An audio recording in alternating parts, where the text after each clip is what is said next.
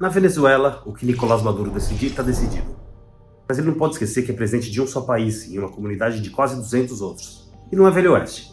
Quer pôr o pé para fora e mexer com outro país, acaba gerando um conflito internacional envolvendo várias nações. A Corte Internacional de Justiça é um órgão da ONU que existe para solucionar eventuais conflitos entre estados, emitindo pareceres consultivos à luz do direito internacional.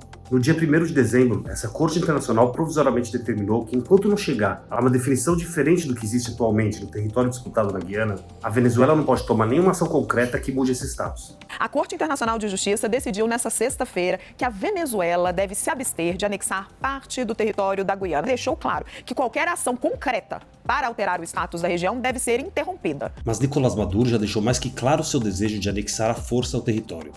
Para aumentar a pressão sobre a Guiana sem parecer tão tirano, ele encenou um referendo popular sobre o assunto, cujo resultado todos sabiam qual seria. Tá legal, mas se ele manter seus planos de ir contra a decisão da Corte Internacional e invadir a Guiana, afinal o que vai acontecer com a Venezuela?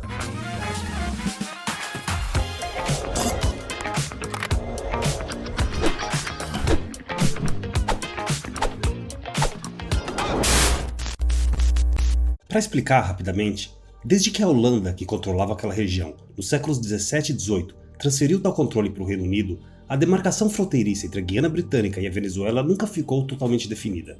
Os venezuelanos, na verdade, nunca aceitaram aquela divisão que havia sido feita, reivindicando como seu mais de 70% do território da Guiana. A Guiana, no entanto, não aceita essas reivindicações ou qualquer outra mudança em seu território, que já existe há mais de 200 anos. Mas depois que foram encontradas grandes reservas de gás e petróleo na região disputada na Guiana, a ganância e cobiça imatura de Maduro aumentou ainda mais o tom da reivindicação, culminando nas ameaças atuais diretas de invadir o país. Formada por 15 juízes de diferentes nacionalidades, que mudam a cada 9 anos, a função da Corte Internacional é, como eu falei, emitir pareceres consultivos sobre eventuais disputas entre países, com base no direito internacional. Como antes acordado internacionalmente, as decisões dessa corte representam a lei. Ela julga e emite um parecer, mas não tem uma força policial ou um exército para obrigar os países envolvidos a seguirem sua decisão. Ou seja, nada impede Nicolás Maduro de invadir a Guiana. Mas se ele manter seus planos, está sujeito a retaliações por parte de outros países. E considerando casos similares que já aconteceram no mundo, dá para ter uma expectativa do que provavelmente vai acontecer com a Venezuela. Assim como ocorreu com as condenações das invasões russas à Ucrânia, um dos reflexos da violação de decisões da Corte Internacional pode ser só diplomático, com embargos, por exemplo.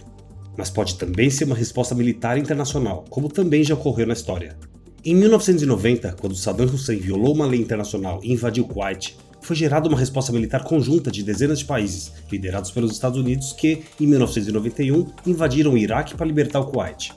A Rússia também agiu em desacordo com o parecer da Corte Internacional, mas não sofreu retaliações militares, porque esse tipo de ação contra uma potência nuclear pode talvez não ser a melhor escolha. Portanto, tudo indica como futuro provável a criação de uma coalizão, sob a liderança dos Estados Unidos, como sempre, visando a libertação da Guiana, como ocorreu com o Kuwait em 1991. Mas uma outra característica comum em ambos os casos, que torna essa expectativa ainda mais concreta, é o motivo da cobiça dos dois invasores. No caso de 1991, no Oriente Médio, o Kuwait era um dos principais exportadores de petróleo do mundo. De forma muito semelhante, o país que a Venezuela quer invadir também possui grandes reservas de petróleo. E assim como o Iraque, a Venezuela não possui um poderio nuclear que afastaria intervenções militares internacionais. Um outro detalhe que torna essa represália militar ainda mais esperada é que boa parte das reservas de petróleo da Guiana estarem sendo exploradas por empresas americanas ou de países aliados dos Estados Unidos. Pela forma que tudo está se desenhando, se invadir mesmo a Guiana, Maduro vai ser arrastado de volta para o seu país e dando uma incrementada na crise humanitária da Venezuela. Se você chegou até aqui, espero que eu possa ter te ajudado a esclarecer algo. Queria te pedir sua força para deixar um like e se inscrever no canal caso ainda não tenha feito. Muito obrigado por assistir esse vídeo, fica com Deus e até o próximo.